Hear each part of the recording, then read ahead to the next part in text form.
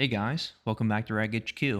In this video, I'm going to be discussing how hand shuffling and any form of hand disruption changes how deck thinning works in your Pokemon deck.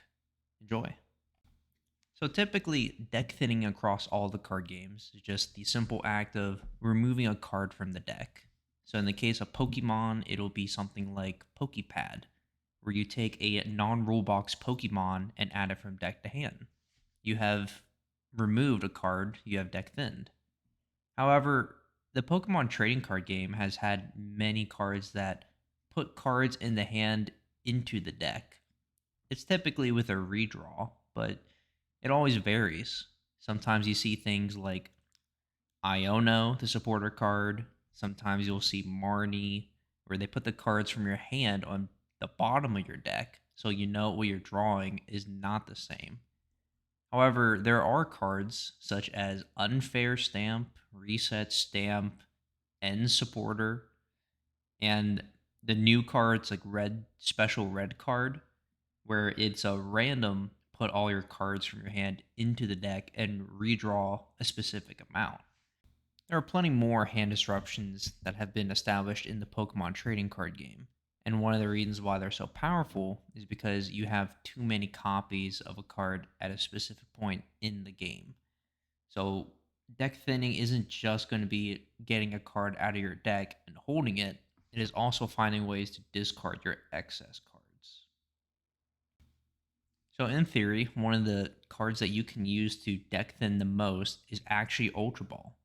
On paper, if you do not want to see an extra Ultra Ball, if you do not want to see two cards in your hand, or maybe even an extra copy of a Pokemon from a Judge or an Unfair Stamp, what you can do is actually use Ultra Ball to discard two cards in your hand.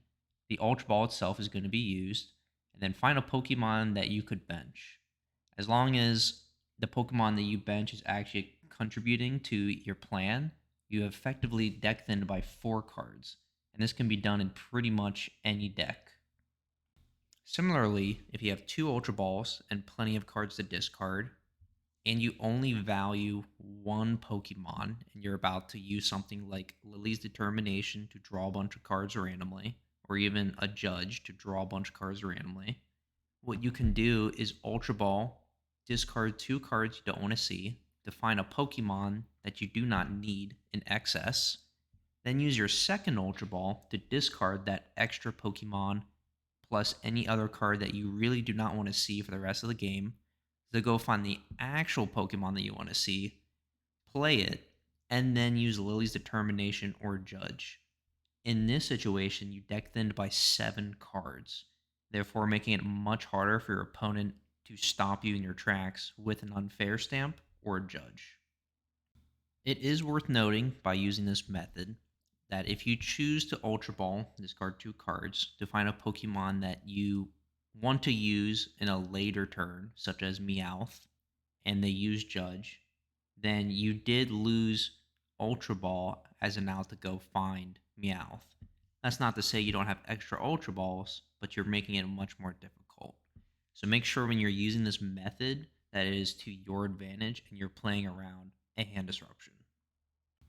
Now, if a card comes out that's similar to Marnie or even Iono, or if you happen to be playing in a format that uses those cards, such as GLC or Expanded, then it's worth knowing that whatever card is in your hand is very likely to go in the bottom of your deck.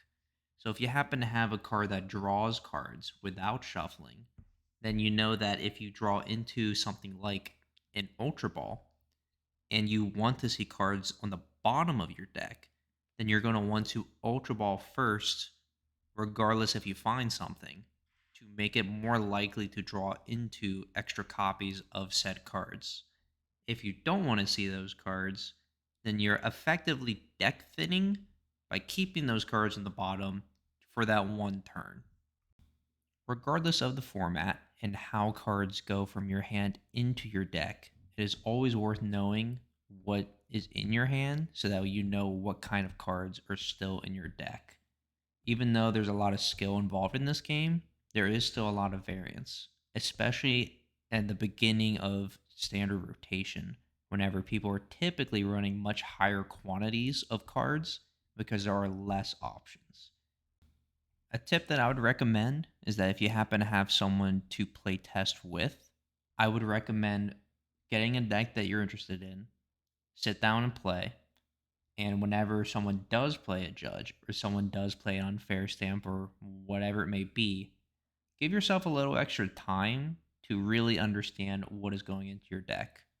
I know Pokemon Live just automatically shuffles the cards, so you really have to be paying attention in the moment. But at least in real life, whenever it's just you and your buddy, you get a little extra time, and you know what kind of ammunition you have for the next turn. And with that, that concludes this video. Thanks for listening and watching. If you happen to know anyone that could really use some extra tips, make sure to give this a share and leave a comment if you have any questions. All right, thank you. See ya.